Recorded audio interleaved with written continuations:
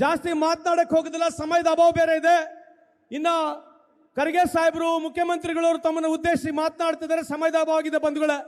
ಇವತ್ತು 42,345 ಮನೆಗಳು ಇಡೀ ಕರ್ನಾಟಕ ರಾಜ್ಯದಲ್ಲಿ ಇವತ್ತು ಲೋಕಾರ್ಪಣೆಗೊಳ್ತಾ ಇದೆ. ಇವತ್ತು ನಮ್ಮ ಹುಬ್ಬಳ್ಳಿ ಹಾಗೂ ಧಾರವಾಡ ಶಹರದಲ್ಲಿ ಸುಮಾರು 2,000ಕ್ಕೂ ಚಿಲ್ಲರೆ ಮನೆಗಳು ಇವತ್ತು ಲೋಕಾರ್ಪಣೆ ಆಗ್ತಾ ಇದೆ. ಅದೇ ರೀತಿಯಾಗಿ ಬಹಳಷ್ಟು ಜನರಿಗೆ ಪಟ್ಟ ಕೊಡ್ತಕ್ಕಂಥ ಕೆಲಸ ನಮ್ಮ ಸರ್ಕಾರ ವತಿಯಿಂದ ವಿಶೇಷವಾಗಿ ಸಚಿವರಾಗಿರ್ತಕ್ಕಂಥ ಬಹಳ ಕಾಳಜಿಯನ್ನು ವಹಿಸಿ ಕ್ಯಾಬಿನೆಟ್ನಲ್ಲಿ ಒಂದು ಮನೆಗೆ 1.5 ಲಕ್ಷ ರೂಪಾಯಿ ಆಗೋದಿಲ್ಲ ಅಂತ ಹೇಳಿ ಸುಮಾರು 5 ಲಕ್ಷ ರೂಪಾಯಿವರೆಗೆ ಕೊಡಬೇಕು ಕಡ್ಡಾಯವಾಗಿ ಬಡವರಿಗೆ ಅಂತ ಹೇಳಿ ಈ ಒಂದು ಕಾರ್ಯಕ್ರಮವನ್ನ ಈ ಮಟ್ಟಿಗೆ ತರಬೇಕಾಗಿದ್ರೆ ನನ್ನ ಸ್ನೇಹಿತರಾಗಿರ್ತಕ್ಕಂಥ ಜಮೀರ್ ಅಹಮದ್ ಅವರಿಗೆ ಈ ಸಂದರ್ಭದಲ್ಲಿ ಅವರಿಗೆ ನಾನು ಶುಭವನ್ನು ಕೋರಲಿಕ್ಕೆ ಬಯಸ್ತೇನೆ ಬಂಧುಗಳೇ. ಅದೇ ರೀತಿಯಾಗಿ ಈ ಚೇರ್ಮನ್ ಏನು ನಮ್ಮ ಸ್ಲಂ ಬೋರ್ಡಿನ ಚೇರ್ಮನ್ ಆಗಿರ್ತಕ್ಕಂಥ ಪ್ರಸಾದ್ ಅಬ್ಬಯ್ಯ ಅವರು ಬಹಳ ಉತ್ತಮವಾಗಿ ಕೆಲಸವನ್ನು ಮಾಡ್ತಾ ಇದ್ದಾರೆ. ಈ ಕಾರ್ಯಕ್ರಮದ ರೂವಾರಿಗಳಾಗಿ ಅವರು ಇವತ್ತು ಇಷ್ಟು ದೊಡ್ಡ ಕಾರ್ಯಕ್ರಮ ನಮ್ಮ ಧಾರವಾಡ ಜಿಲ್ಲೆಯಲ್ಲಿ ಹುಬ್ಬಳ್ಳಿಯಲ್ಲಿ ಕೊಟ್ಟಿದ್ದಕ್ಕೆ ಜಮೀರ್ ಅಹಮದ್ ಅವರಿಗೆ ನಾನು ಹೃತ್ಪೂರ್ವಕವಾದ ವಂದನೆಗಳನ್ನು ಸಲ್ಲಿಸಿ ಇವತ್ತು ನಮ್ಮ 5 ಗ್ಯಾರಂಟಿ ಕಾರ್ಯಕ್ರಮಗಳ ಬಗ್ಗೆ ನಾನು ಮಾತನಾಡಲಿಕ್ಕೆ ಇಚ್ಛೆ ಬಯಸ್ತೀನಿ ಬಂಧುಗಳೇ. ನಮ್ಮ 5 ಕಾರ್ಯಕ್ರಮಗಳು ಇವತ್ತು ಒಟ್ಟಾರೆ 5 ಕಾರ್ಯಕ್ರಮ ಸೇರಿದ್ರೆ ನಾವು ವರ್ಷಕ್ಕೆ 60,000 ಕೋಟಿಯನ್ನು ಖರ್ಚು ಮಾಡ್ತಾ ಇದ್ದೀವಿ. ಇವತ್ತು ಭಾರತ ದೇಶದಲ್ಲಿ ಬಹಳಷ್ಟು ರಾಜ್ಯಗಳಲ್ಲಿ ಬಿಜೆಪಿ ಇದೆ. ಇಂಥ ಒಂದು ಕಾರ್ಯಕ್ರಮ ಯಾವ ಸರ್ಕಾರ ದೇಶದಲ್ಲಿ ಮಾಡಿಲ್ಲ. 5 ಗ್ಯಾರಂಟಿ ಮುಖಾಂತರ ವರ್ಷಕ್ಕೆ 60,000, 5 ವರ್ಷಕ್ಕೆ 3 ಲಕ್ಷ ಕೋಟಿಯನ್ನು ಕೊಡ್ತಕ್ಕಂಥ ಕಾರ್ಯಕ್ರಮ ಯಾವುದೇ ಸರ್ಕಾರ ಮಾಡಿದ್ರೆ ಕಾಂಗ್ರೆಸ್ ಸರ್ಕಾರ, ಸಿದ್ದರಾಮಯ್ಯ ಸರ್ಕಾರ ಅಂತ ಈ ಸಂದರ್ಭ ಕೇಳಲಿಕ್ಕೆ ಇಚ್ಛೆ ಬಯಸ್ತೇನೆ. ನಾವು 3 ಲಕ್ಷ ಕೋಟಿಯನ್ನು ಕೊಡ್ತಾ ಇದ್ದೀವಿ. ವಿಶೇಷವಾಗಿ ಶಕ್ತಿ ಕಾರ್ಯಕ್ರಮದಲ್ಲಿ 600 ಕೋಟಿಗೂ ಹೆಚ್ಚು ಹೆಣ್ಮಕ್ಕಳು, ದಯಮಾಡಿ ಕೇಳಿಸ್ಕೋಬೇಕು, 600 ಕೋಟಿಗೂ ಹೆಚ್ಚು ಹೆಣ್ಮಕ್ಕಳು ಉಚಿತವಾಗಿ ನಮ್ಮ ಶಕ್ತಿಯ ಕಾರ್ಯಕ್ರಮ, ಉಚಿತವಾಗಿ ಬಸ್ನಲ್ಲಿ ಪ್ರಯಾಣ ಮಾಡಿರ್ತಕ್ಕಂಥ ನಿರ್ದೇಶನ ಇಡೀ ಪ್ರಪಂಚದಲ್ಲಿ ಎಲ್ಲೇ ಇದ್ರೆ ಅದು ಭಾರತ ದೇಶದಲ್ಲಿ ಕರ್ನಾಟಕ ರಾಜ್ಯದಲ್ಲಿ ಇದೆ ಅಂತ ಈ ಸಂದರ್ಭ ಕೇಳಲಿಕ್ಕೆ ಇಚ್ಛೆ ಬಯಸ್ತೇನೆ ಬಂಧುಗಳೇ. ಇವತ್ತು ಕಾಂಗ್ರೆಸ್ ಪಕ್ಷದ ಕಾರ್ಯಕ್ರಮ ನಾವು ಕೊಡ್ತಕ್ಕಂಥ ದುಡ್ಡು ಬಡವರಿಗೆ ಅನುಕೂಲ ಆಗಬೇಕು.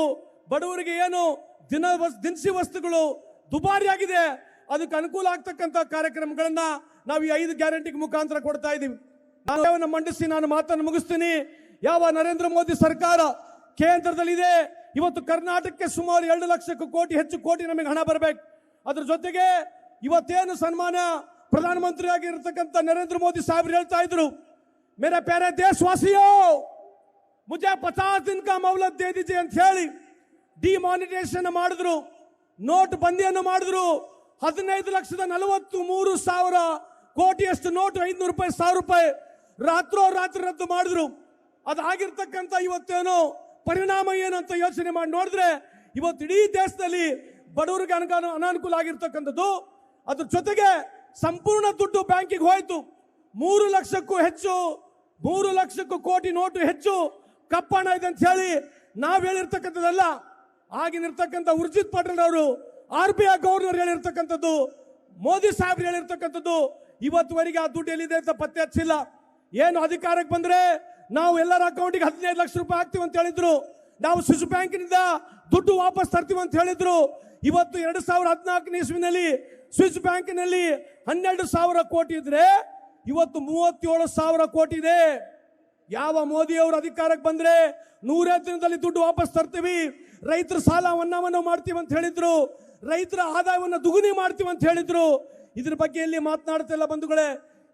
ಅದಾನಿ ಅವರ ಆದಾಯ 2014 ಇಸ್ವಿನಲ್ಲಿ $6 ಬಿಲಿಯನ್ ಇದ್ರೆ ಇವತ್ತು $93 ಬಿಲಿಯನ್ ಇದೆ. ಅಂದ್ರೆ ಸುಮಾರು 10 ಲಕ್ಷ ಕೋಟಿಯಷ್ಟು ವ್ಯವಹಾರ ಅದಾನಿ ಅವರು. ಆದ್ರೆ ನಮ್ಮ ಸರ್ಕಾರ, ಕಾಂಗ್ರೆಸ್ ಸರ್ಕಾರ ಕೆರೆಯ ನೀರು ಕೆರೆಗೆ ಚೆಲ್ಲಿ ಅಂತ ಹೇಳಿ ಬಡವರ ದುಡ್ಡು ಬಡವರಿಗೆ ಹೋಗ್ಬೇಕಂತಕ್ಕಂಥ ಈ 5 ಗ್ಯಾರಂಟಿ ಮುಖಾಂತರ ನಮ್ಮ ಸರ್ಕಾರ ಬಡವರ ಪರವಾಗಿ ಕೆಲಸ ಮಾಡ್ತದೆ. ತಮ್ಮ ಗಮನಕ್ಕಿರಲಿ ಅಂತ ಈ ಸಂದರ್ಭ ಕೇಳಿ ಪತ್ರಿಕಾ ಮಾಧ್ಯಮದಲ್ಲಿ ಇದ್ದಾರೆ, ದಯಮಾಡಿ ಬಿಜೆಪಿಯ ಮುಖಂಡರನ್ನ ತಾವು ದಯವಿಟ್ಟು ಕೇಳಿ. ನರೇಂದ್ರ ಮೋದಿ ಸಾಹೇಬರು ಮಾಡಿರ್ತಕ್ಕಂಥ ಭಾಷಣಗಳು ಏನು ನಮಗೆ ಅಧಿಕಾರಕ್ಕೆ ತಂದ್ರೆ ಡಾಲರ್ನ 20 ರೂಪಾಯಿ 30 ರೂಪಾಯಿನಲ್ಲಿ ಖರೀದಿ ಮಾಡ್ತೀವಿ ಅಂತ ಹೇಳ್ತಾ ಇದ್ರು. ಇವತ್ತು 92 ರೂಪಾಯಿಗೆ $1 ಸಿಗ್ತಾ ಇದೆ ಬಂಧುಗಳೇ. 1 ತೊಲೆ ಬಂಗಾರ ಎಷ್ಟಿದೆ? 1 ತೊಲೆ ಬಂಗಾರ ಎಷ್ಟಿದೆ ಬಂಗಾರ? ನಮ್ಮ ಕಾಲದಲ್ಲಿ 2014 ಇಸ್ವಿನಲ್ಲಿ 1 ತೊಲೆ ಬಂಗಾರ 28,000 ರೂಪಾಯಿಗಿದ್ರೆ ಇವತ್ತು 1 ತೊಲೆ ಬಂಗಾರ ಎಷ್ಟಿದೆ? ನಾವು 55 ರೂಪಾಯಿ 60 ರೂಪಾಯಿನಲ್ಲಿ ಪೆಟ್ರೋಲ್ ಡೀಸೆಲ್ ಕೊಡ್ತಾ ಇದ್ರೆ ಇವತ್ತು 100ಕ್ಕೂ ಹೆಚ್ಚು ರೂಪಾಯಿ ಇವತ್ತು ಪೆಟ್ರೋಲ್ ಡೀಸೆಲ್ ಇದೆ ಬಂಧುಗಳೇ. ಅದಕ್ಕಾಗಿ ನಮ್ಮ ಸರ್ಕಾರ ಮಾಡಿರ್ತಕ್ಕಂಥ ಕಾರ್ಯಕ್ರಮ ವಿಶೇಷವಾಗಿ ಕೇಂದ್ರದಲ್ಲಿ ನಾವಿದ್ದಾಗ 72,000 ಕೋಟಿ ರೈತರ ಸಾಲ ಮನ್ನಾ ಮಾಡಿದ್ವಿ. ರಾಜ್ಯದಲ್ಲಿ 8,500 ಕೋಟಿ ಸಾಲ ಮನ್ನಾ ಮಾಡಿದ್ವಿ. ರೈತರ ಪರವಾಗಿ ವಿಶೇಷವಾಗಿ ಕೂಲಿ ಕಾರ್ಮಿಕರ ಪರವಾಗಿ ಇಡೀ ಕರ್ನಾಟಕ ರಾಜ್ಯದ ಹೆಣ್ಮಕ್ಳಿಗೆ ಅನುಕೂಲ ಆಗಲಿ ಅಂತ ಹೇಳಿ ಇಂಥ ಒಂದು ಕಾರ್ಯಕ್ರಮ ಮಾಡಿದ್ದೀವಿ. ಅದಕ್ಕಾಗಿ ಬಂಧುಗಳೇ, ದಯಮಾಡಿ ನೀವೆಲ್ಲರ ಆಶೀರ್ವಾದ ಇರಲಿ, ನಮ್ಮ ಸರ್ಕಾರದ ಮೇಲೆ ಇರಲಿ ಅಂತ ಈ ಸಂದರ್ಭದಲ್ಲಿ ಹೇಳಿ ನಿಮ್ಮೆಲ್ಲರ ಆಶೀರ್ವಾದವನ್ನು ಕೋರಿ 2 ಮಾತನ್ನು ಮುಗಿಸ್ತೀನಿ. ಜೈ ಹಿಂದ್, ಜೈ ಕರ್ನಾಟಕ.